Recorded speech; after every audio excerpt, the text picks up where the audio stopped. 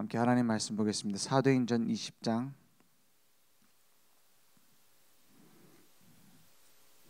21절에서 25절 말씀 함께 보겠습니다.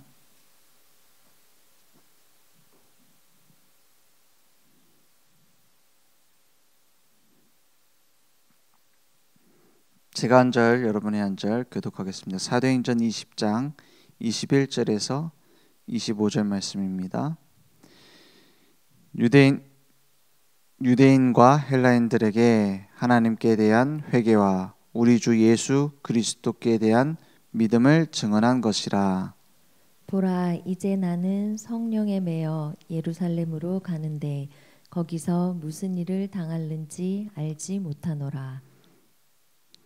오직 성령이 각 성에서 내게 증언하여 결박과 환난이 나를 기다린다 하시나 내가 달려갈 길과 주 예수께 받은 사명 곧 하나님의 은혜의 복음을 증언하는 일을 마치려 하면은 나의 생명조차 조금도 귀한 것으로 여기지 아니하노라. 25절 함께 읽겠습니다. 보라, 내가 여러분 중에 왕래하며 하나님의 나라를 전파하였으나 이제는 여러분이 다 내 얼굴을 다시 보지 못할 줄 아노라. 아멘. 이게 단순히 바울이 시를 쓴 게 아니고 자기가 죽을 수 있는 상황에 이제 예루살렘에 가면은 잡힌다라는 것을 알고 잡혀서 이제 감옥에 갈 수 있다라는 것을 알고 마지막 이제 고별 설교를 하는 겁니다. 하나님께서는 우리를 행복할 수 있도록 가장 행복하도록 만드셨어요. 언제 가장 행복하도록 만드셨느냐? 하나님과 함께 있을 때요. 그죠? 그러면 우리는 구원받은 하나님의 자녀인데 진정한 행복을 어디서 찾느냐? 하나님이 지금 나와 함께하고 계시는구나. 여기서 행복을 찾도록 만들어져 있어요. 그것을 언제 찾도록 우리에게 말씀하셨냐? 우리가 하나님과 방향 맞출 때입니다. 어떤 순간에도 하나님은 함께하고 계세요. 우리가 망하는 길로 가든 틀린 길로 가든 하나님께서 원하시는 반대 방향으로 가든 우리를 구원하실 때 십자가에서 완전한 보증으로 구원하셨습니다. 그래서 성령으로 인치셨다고 했어요. 인쳤단 말은 도장 찍었단 말입니다. 그죠? 우리를 하나님의 양자 삼으셨다고 했어요. 로마서 8장 15절 말씀에 보면은 우리에게 무서워하는 종의 영을 받지 아니하고 양자의 영을 주셨다 그랬어요. 그래서 우리가 아빠 아버지라고 부르짖느니라. 양자의 영이라는 게 내가 이제 하나님의 양자가 됐다는 말이에요. 그러면 저는 처음에 이 얘기를 들었을 때 친아들이 아니라 그냥 양자 삼았단 말은 좀 덜 사랑한단 말이냐? 그 뜻이 아니에요. 법적인 보장을 했단 말입니다. 그죠?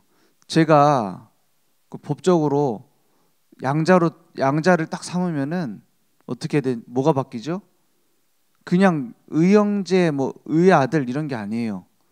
법적 효력이 생깁니다. 그래서 내가 그 자녀를 제대로 책임지지 않으면 내가 법적인 처벌을 받아요. 그리고 상속을 할 때 그 아들에게는 뭐가 생기죠? 상속받을 수 있는 법적 권리가 생겨요. 이게 양자입니다. 그래서 하나님이 우리를 하나님의 자녀로 법적인 보장을 하셨어요.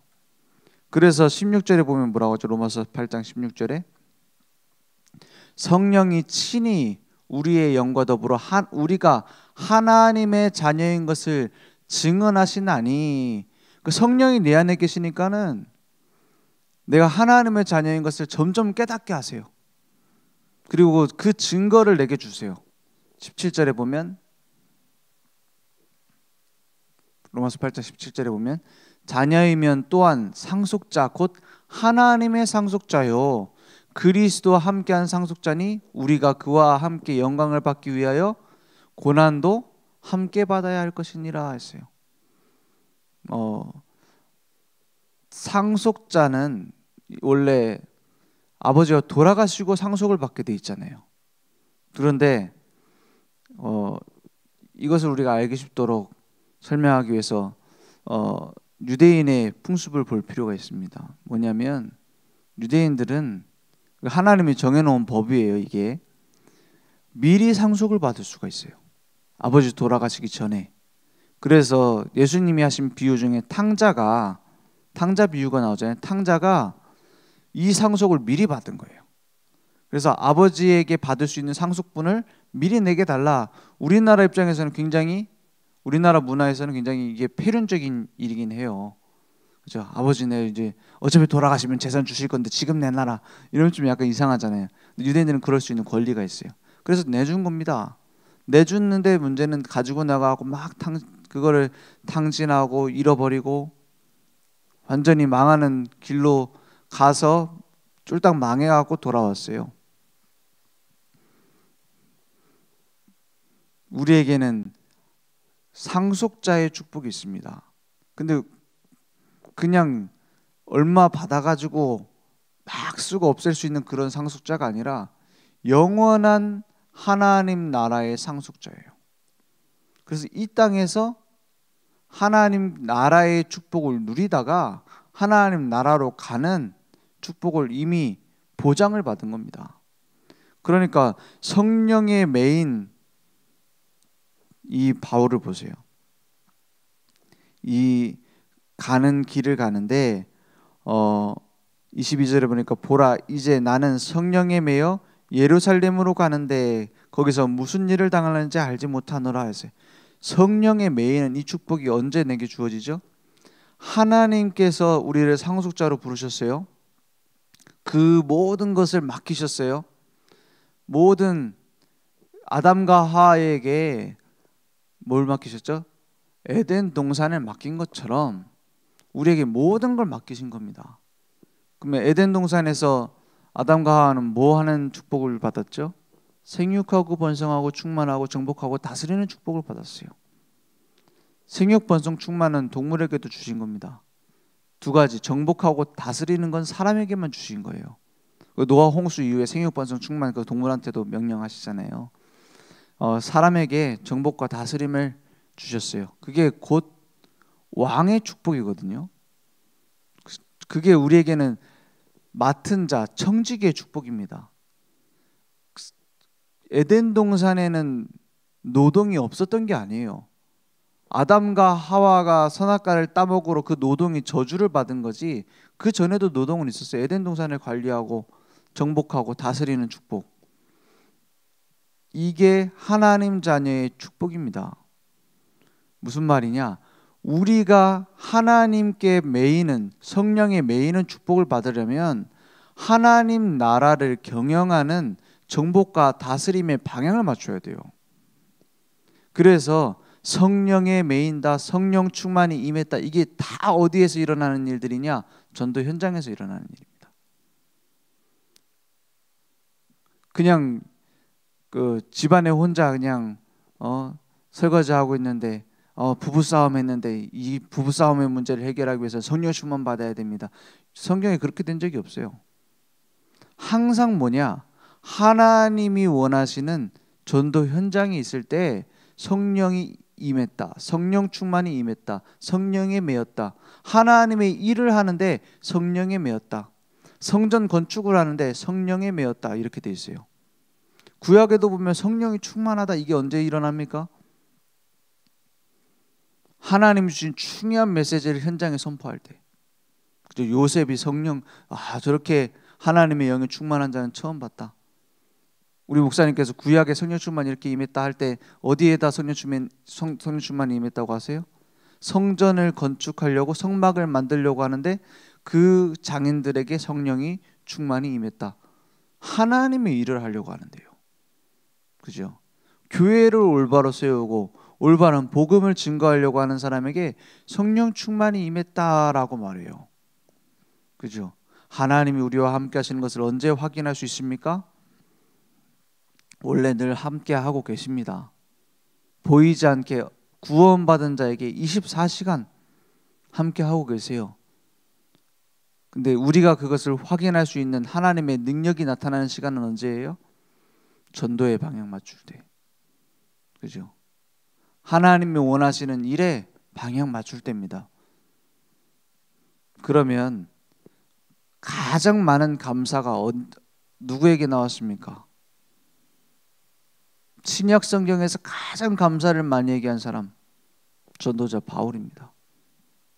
선교사로서 파송되어져서 평생 전도에 방향 맞추며 고난당하고 문제당하고 어마어마한 핍박이 기다리고 있는 것을 알고 달려가고 있는 이 바울에게 감사가 제일 많았어요.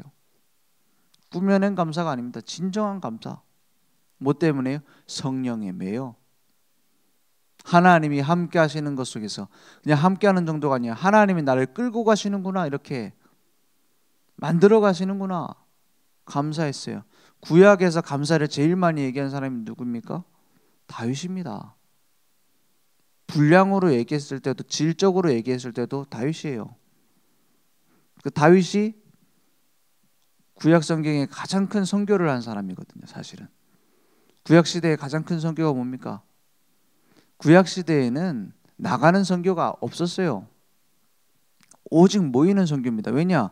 성전이 있는 곳으로 와야 되거든요.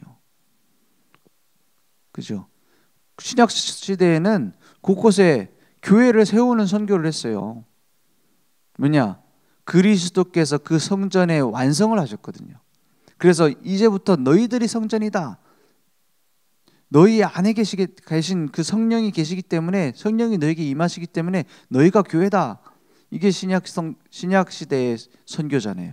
구약 시대는 오로지 예루살렘 모리아산에 있는 그 성전으로 와야지만 되기 때문에 구약 시대의 가장 큰 선교는 성전 건축이었어요. 그 일을 했던 게 다윗이었어요. 그래서 다윗의 부하들을 보면 이방인들이 많이 들어있어요. 이방인들이 모이는 선교였어요. 그래서 구약 시대에 가장 많은 선교를 했던 사람이 물론 다른 선지자들도, 다른 모세나 이런 전도자들도, 요셉도 큰 선교를 했습니다. 하지만 가장 선교의 축복을 많이 받은 사람을 굳이 뽑자면 다윗이다 이 말이에요. 근데 그 선교의 방향 맞춘 다윗은 파란만장한 인생이었습니다. 어릴 때부터 노년까지 계속 고생했어요. 그런데 가장 감사를 남겼습니다. 우리가 감사해야 된다, 감사합시다. 언제 감사가 나와요? 우리 인생이 하나님께 쓰임 받을 때 진정한 감사가 나옵니다. 감사를 많이 하는 것도 중요한데 무엇 때문에 감사하는지가 더 중요합니다. 내 감사의 수준이 곧 내 신앙생활의 수준이거든요. 만약에 제가 예를 들어서 우리 권사님한테 아유 권사님 내가 진짜 부탁할 게 있는데 이 얘기는 좀 들어주셔야 됩니다. 막 이렇게 미리 밑밥을 깔았어요. 꼭 들어주세요. 이제 그러면 어떻게 하죠? 좀 긴장하시겠죠. 뭔 얘기를 하려고? 권사님 저 진짜 급한데 500원만 빌려주세요. 이러면 어떻겠습니까? 500원이 없어서 걱정되는 게 아니겠죠. 뭐 때문에 그걸 달라고 하느냐? 그것도 없냐? 이런 생각도 들 수 있겠죠. 근데 더 중요한 거, 목사님 약간 정신이 이상해졌나? 그런 생각 하겠죠. 근데 막 그래 500원 그래 주머니에 있어서 드립니다 하고 줬어요. 혹은 요즘 현금 잘 안 갖고 다니까 500원 현금 계좌 이체했어. 근데 그걸 바꿔서 너무 감사합니다 권사님, 내 이 은혜를 평생 잊지 않겠습니다 이러면 어떨까요? 확실히 맛이 갔구나 이럴 거 아닙니까? 우리 감사 수준이 그렇게 될 수 있어요. 많은 사람들이 감사해야 된다 얘기합니다. 이제 차 타고 이제 신방 가고 이렇게 할 일이 있으니까는 가다 보면은 우리 메시지 들을 때도 있지만은, 우리 본부 메시지나 우리 강단 말씀 들을 때도 있지만은 한 번씩 이제 라디오를 틀어봐요. 이제 찬양도 좀 듣고 이렇게 하려고 극동방송 틀어보면은 한 번씩 그 감사에 대한 얘기를 쭉 하는데 이게 맞나 싶을 때 있어요. 뭐냐, 불신자도 할 수 있는 그 감사를 하는 거예요. 물론 그것도 감사해야 됩니다. 근데 그게 우리의 진정한 감사의 수준이라면 불신자랑 같은 수준인 거잖아요. 내가 이렇게 기도했는데 응답이 와서 감사합니다. 우리 자식이 잘 돼갖고 감사합니다. 남편이 이렇게 승승장구해서 감사합니다. 그러면 안 그러면은 감사가 없어요? 뭐 자식이 좋은 대학 못 갔으면 감사가 없습니까? 내가 얻고 싶은 걸 얻지 못하면은 그것은 저주예요? 무엇으로 감사합니까? 그죠? 물론 그런 약간 그런 소소한 감사는 필요 없느냐? 그런 말이 아니에요. 진정한 내 속에서 나오는 감사가 뭐냐는 거예요. 그게 내 수준이거든요. 바울은 뭐라고 했냐? 내가 복음 전할 수 있어서 감사하다 이랬어요. 복음 전할 너희들이 있어서, 제자들이 있어서 감사하다 했어요. 근데 그 정도가 아니에요. 내가 복음 전하는 이 일로 말미암아 고난받는 것이 감사하다 했어요. 그거는 고난이 오니까 감사하다는 게 아니에요. 그런 얘기가 아닙니다. 무슨 얘기죠? 내가 핍박자요, 그런 복음 전하는 사람들을 방해하던 사람이었는데 이제는 내가 그 반대편에 서 있는 게 감사하다 이 말이에요. 그죠? 내가 복음을 위하여 이 인생을 산다는 것이 감사하다 이 말이에요. 내가 오히려 핍박을 당하고 문제를 당함으로 복음의 가치가 어느 정도인지 다른 사람에게 말할 수 있으면 감사하다 이 말이에요. 그러니까 나오는 말이 뭡니까? 내가 달려갈 길과 주 예수께 받은 사명 곧 하나님의 은혜의 복음을 증언한 일을 마치려 하면은 나의 생명조차 조금도 귀한 것으로 여기지 아니하노라 했어요. 이건 신앙생활 하려면 희생해야 됩니다. 참아야 됩니다. 참을 인자가 3번이면은 뭐 이런 얘기가 아니에요. 내 탓이요, 내 탓이요, 이런 얘기가 아니에요. 내 탓이요 하다가 정신병 걸립니다. 그죠? 정신병원에 가 있는 사람 만나보면은, 제가 뭐 정신병원 치료 받으려고 간 건 아니고 전도하러 가보면 못된 사람은 정신병원 안 옵니다. 다 착한 사람 와서 앉아 있어요. 저희 천주교에서 하는 고급 정신병원 많이 있거든요. 그런데 가보면 일단은 돈 없는 사람 오지도 못해요. 돈 많고 또 착한 사람들만 와서 가득 차 있어요. 못된 사람은 막 다른 사람들 풀어가지고 돌 시간도 없어요. 다 해소해버리기 때문에. 착한 사람들 와서 앉아있어요. 다 뭐 하던 사람들, 내 탓이요 하던 사람들 와서 앉아있어요. 그런 종교적인 희생과 종교적인 뭡니까? 나의 헌신을 얘기하는 게 아닙니다. 진짜 가치를 아는 사람은 하게 돼 있어요. 진짜 사랑받은 사람은 하게 돼 있다니까요. 사랑하는지 안 하는지 기준이 뭡니까? 뭐 여기는 뭐 다 결혼하셨으니까는 청년들한테 진짜 사랑이 뭐냐? 막 너무 좋아갖고 막 기뻐 뛰는 게 사랑이냐? 사랑하는지 안 사랑하는지 알려면 같이 문제를 겪어보면 알아요. 내 자신을 어떻게 되죠? 진짜 사랑하면 희생하게 되죠. 어느 정도 희생할 수 있는지가 사실은 내가 어느 정도 내 삶을 버릴 수 있는지가 그 사랑하는 정도거든요. 그렇지 않습니까? 막 평소에는 얼마나 잘할 수 있어요. 오히려 막 내가 사랑을 표현하는 나 자신에게 빠져갖고 막 사랑을 표현하고 막 이벤트하고 막 이렇게 하잖아요. 근데 없어 보세요. 다 튀어나옵니다. 풍파 겪어봐요. 다 튀어나옵니다. 그때 나오는 게 진짜예요. 그죠? 여러분 복음 사랑합니까? 그게 튀어나오는 게 내가 달려갈 길과 주 예수께 받은 사명 곧 하나님의 은혜의 복음을 증언하는 일을 마치려 하면은 나의 생명조차 조금도 귀한 것으로 여기지 않는다 했어요. 25절에 보니까는 다시 보지 못할 줄 아노라. 유언적 메시지예요. 바울이 전도자들을 모아놓고 대단한 수준을 얘기한 게 아닙니다. 전도자들을 모아놓고 장로들을 모아놓고 야 내가 이런 비전을 가지고 내가 이렇게 이룰 거다 야망을 얘기한 게 아닙니다. 그러는 사람 얼마나 많습니까? 혹은 막 내 체질적인 거 있잖아요. 세례 요한적인 막 정의를 외치고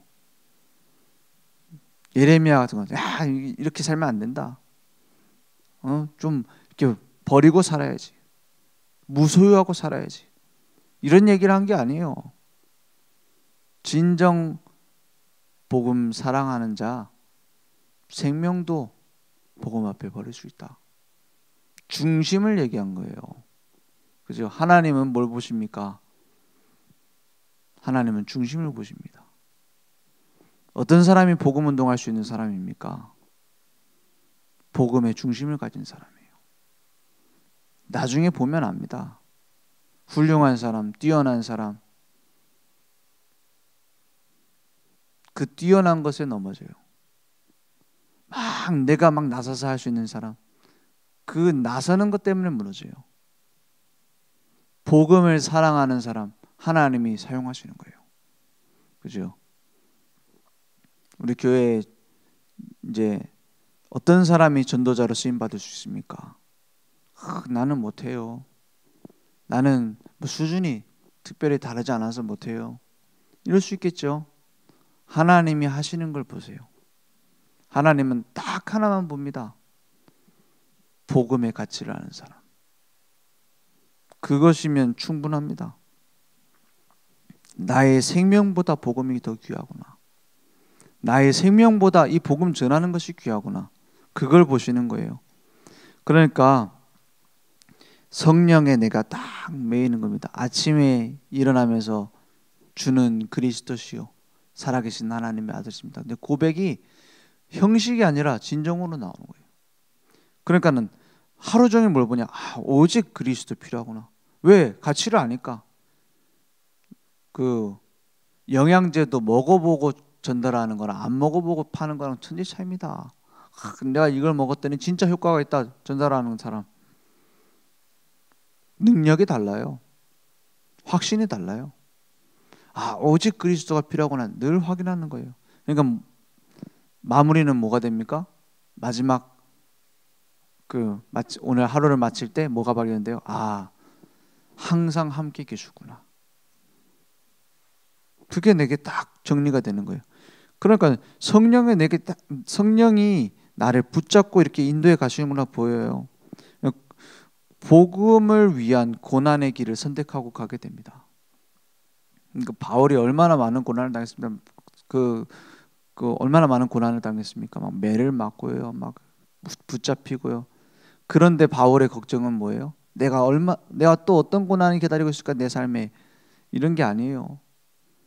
올바른 교회들이 세워져야 되는데 여기에 마음이 불타잖아요. 그렇게 되는 거죠. 복음의 가치를 아는 사람은 그렇게 되는 거죠. 복음의 가치를 아니까 영혼 사랑이 이제 되는 거죠. 이제 복음 전하다 보니 많은 사람들이 이것만 몰라서 고난 당하는구나 보이니까요.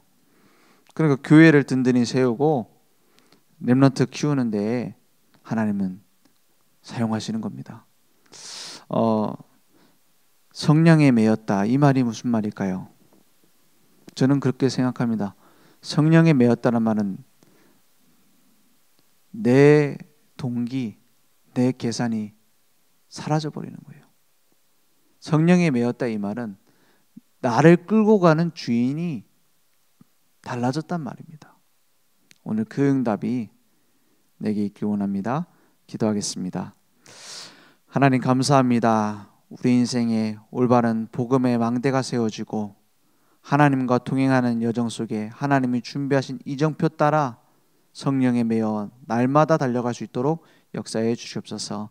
지금은 우리 주 예수 그리스도의 크신 은혜와 하나님의 무한하신 사랑하심과 성령님의 내주인도 역사 충만하신 은혜가 날마다 예수가 그리스도 되심을 확인하며 누리며 증거할 우리 모든 전도자들 머리 위에 온라인으로 모바일로 함께 예배드리며 오늘 하나님께서 주신 올바른 생명의 사명의 가치를 발견할 우리 늘 좋은 교회 위에 지금부터 영원토록 항상 함께 있을지어다. 아멘.